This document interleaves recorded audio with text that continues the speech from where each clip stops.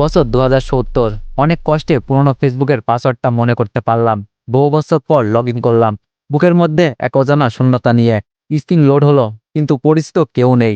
News feed scroll করতে করতে থমকে গেলাম, রিমেম্বারিং তার নাম।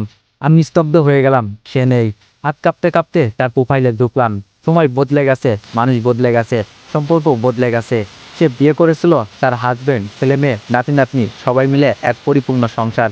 তার দেওয়ালে একের পর এক post, family trip to Paris, আমাদের ছোট্ট নাতনির জন্মদিন, স্বামীর সঙ্গে 40 বছরের বিবাহ বার্ষিকী। সে সুখে ছিল, আর আমারও নাতি নাতনি হয়েছে, আমিও পরিবার গড়েছি। কিন্তু একটা শূন্যতা আদর রয়ে গেছে, তা কেউ বুঝবে না। হঠাৎ আমার ছোট্ট নাতনি পাশে এসে দাঁড়ালো, স্ক্রিনে তাকিয়ে জিজ্ঞেস করলো, দাদু, এই আন্টিকে? আমি কিছুক্ষণ চুপ রইলাম, গলা শুকিয়ে এলো। একসময় যে আমার পৃথিবী ছিল, যাকে নিয়ে একসময় কত স্বপ্ন দেখেছিলাম, তাকে কি শুধুই একজন পুরনো পরিচিত বলে চালিয়ে দিব? আমার ঠোঁট কাঁপছিল, কিন্তু উত্তর দিতে হলো। সে একসময় খুব আপন ছিল, নাতনির চোখে কৌতূহল, কিন্তু আমি আর কিছু বললাম না। তার প্রোফাইলে নতুন একটি পোস্ট, ভালো থেকে ওপারে দিদুন, তোমাকে অনেক মিস করব।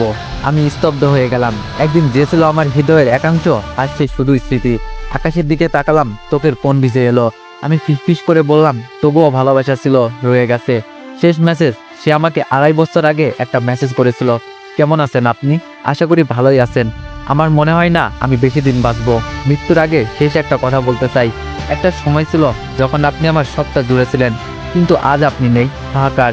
আমি আপনাকে মন থেকে ভালোবাসতাম, তবে কখনো বলতে পারিনি।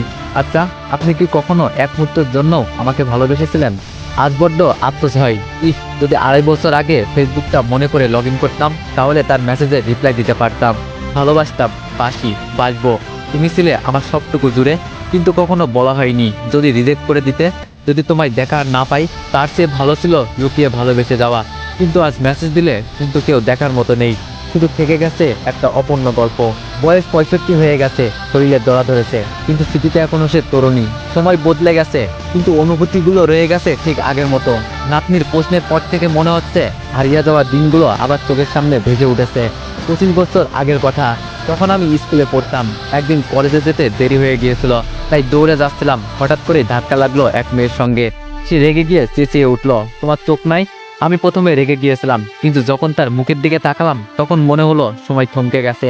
তার চোখে ছিল এক অদ্ভুত ঝলক, রাগের টকটকে লাল মুখ। আমি হেসে ফেললাম। আমি বললাম, তুমি কে? সে তাচ্ছিল্যের হাসি দিয়ে বলল, তুমি জানার কে? কিন্তু আমি সহজে ছেড়ে দেওয়ার পাত্র নাই। আমি বললাম, তোমার নাম কি? বাবার নাম কি? কোন বংশের মেয়ে? সে বিরক্ত হয়ে আমার দিকে তাকালো এবং জোরে একটা থাপ্পড় মারলো। আমি বললাম, যাক, মানসম্মত হয়েছে। আসলে আমি কলেজে একটু মাফিয়া টাইপের ছিলাম, সবকিছুতেই আমার নাম থাকতো। আমি তাকে ডিরেক্টলি হৃদয়ে গেঁথে নিলাম। সে আমাকে থাপ্পড় মেরে নিজেও ভয় পেয়ে চলে গেল। ক্লাসে এলাম, দেখলাম সে দাঁড়িয়ে রয়েছে। তার মানে সে আমি একই ক্লাসে ভেবে মন নেচে উঠলো। টিচার আমাদের দুজনকে দাঁড় করিয়ে রাখলো, বকাঝকা করলো, তারপর ক্লাসে ঢুকতে পারমিশন দিল। সব বেঞ্চে জায়গা না থাকায় সে আর আমি একই সাথে বসলাম। তার ইচ্ছা ছিল না, তবে আমার খুব ভালোই লাগছিল। ক্লাসের ফাঁকে ফাঁকে তাকে আমি, এই মেয়ে, তুমি তো বললা না আমার প্রশ্নের উত্তর। সে কড়া গলায় বলল, আমি কাউকে উত্তর দিতে আসিনি। আমি আবারও বললাম, কি নাম তোমার? বাবার নাম কি? কোন বংশের মেয়ে? বাড়ি কোথায়? ভালোবাসো আমায়? সে আবার বলল, থাপ্পড় খেতে মন চাচ্ছে নাকি? আমি বললাম, না বাবা, জোরে মেরেছো। সে হেসে ফেলল। তার হাসি দেখে আমার মনে এক অদ্ভুত প্রশান্তি জাগলো। ধীরে ধীরে আমরা বন্ধু হয়ে গেলাম। বন্ধুত্ব থেকে ভালোবাসা, সেই শুরু। ধীরে ধীরে বন্ধুত্ব বাড়লো। একসঙ্গে স্কুল, একসঙ্গে টিফিন, একসঙ্গে আড্ডা, ফোন নাম্বার আদান প্রদান, রাতে গল্প, ছোটখাটো ঝগড়া, মান অভিমান, সব ছিল আমাদের জীবনের অংশ। কিন্তু